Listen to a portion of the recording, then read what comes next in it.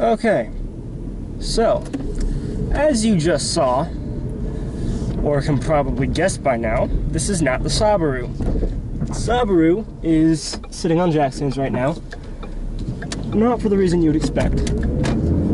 Well, actually, somewhat for the reason you'd expect. I'm pulling the engine out of it again, but this time it's not because it's broken. It actually works pretty darn well. But unfortunately, some things have happened that are beyond my control. The car, the Saabaru, is on my dad's insurance plan because I am an under 25 male, and that means insurance for me is like a couple $1,000s a year. It's really ridiculous. So kind of have to be on my dad's plan for it to really be feasible to keep it under $1,000 a year, really. And it's still actually about $1,000 a year. But regardless of my ridiculously expensive insurance, that's kind of the situation I'm in. I kind of have to be on my dad's insurance policy for it to be feasible. And guess what? They found out it was modified. They went on my Facebook page. They saw pictures of it lowered pretty low. Granted, I don't even keep it that low. Those were just pictures I had of it really low. But I don't like to drive a car that's like 2 inches off the ground. You know, it just scrapes everywhere, and you can't really park it, and it's just annoying. So I don't like that. But regardless, the pictures were of it lowered pretty far, and they may or may not have seen the videos on YouTube of the car that explained its modification and its level of modification. And you know, at this point, they basically don't want it. They said they're going to drop the car this year unless I return it to stock and get a certified mechanic of their choosing to tell them it is now stock.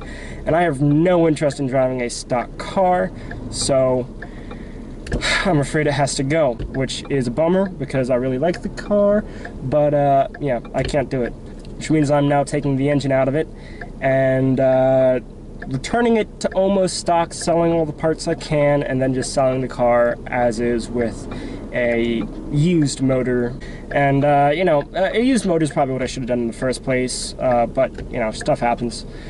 So anyway, that's what's going on with the Saabaru, and I will start doing extensive videos on that starting Friday, and it is now, not Friday, Saturday, and it is now Thursday, so 2 days from now I'll be producing some videos about that. I have, as you can see, I've already started, but I have some friends coming over on Saturday to help me out with it, and it's a perfect time to film.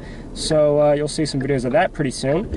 And then you'll see some videos of this, which, if you haven't guessed by now, is a S197 Mustang. Now, it is a V6, and I know what you're thinking, why the hell would anyone buy a V6 Mustang after driving basically a WRX? And you wouldn't. It's not really a typical choice, but it actually gets pretty good gas mileage. In a straight line, it's not that slow, and it doesn't suck as bad as you would expect in the corners. It's actually decent. You know, people give this car so much shit, and I get so much shit for this car. But you know, honestly, I don't really care. I don't think it's as bad as people say it is. I think it's actually a pretty good car. I have pretty big plans for this car. Only issue is you do need money to make this car really awesome. The money that comes in from the Saabaru sale, most of it's going to go into making this thing pretty awesome. And I know you're thinking that's ridiculous, a V6 Mustang can't be awesome, but I beg to differ. I think it could actually be pretty cool. And, you know, for me, a V6 Mustang is a really weird choice because they are everywhere. You know, they're all over the place. And the last 2 or 3 cars I've had have been pretty uncommon cars. I had a V70R before my Saabaru. And for those of you who know the history of that car, you know, there are probably a couple thousand V70Rs like mine in the country. It wasn't exactly a common car. And then the Saabaru, there are a couple thousand in the world. You know, there weren't many manual Saab 92X Aeros rolling around, and I had one of the very few. So it is, you know, it's a big change going from something like that to something that they made like 40,000 of in a year. I don't know how many of these they sold, but it was a lot. And it was pretty easy to find this one a couple miles from home at a really good price. Like, that's not something I'm used to. I went to Miami to buy my V70R, and I went to Pennsylvania, as you know, for the Saabaru, which was really far and didn't turn out so well, as we know.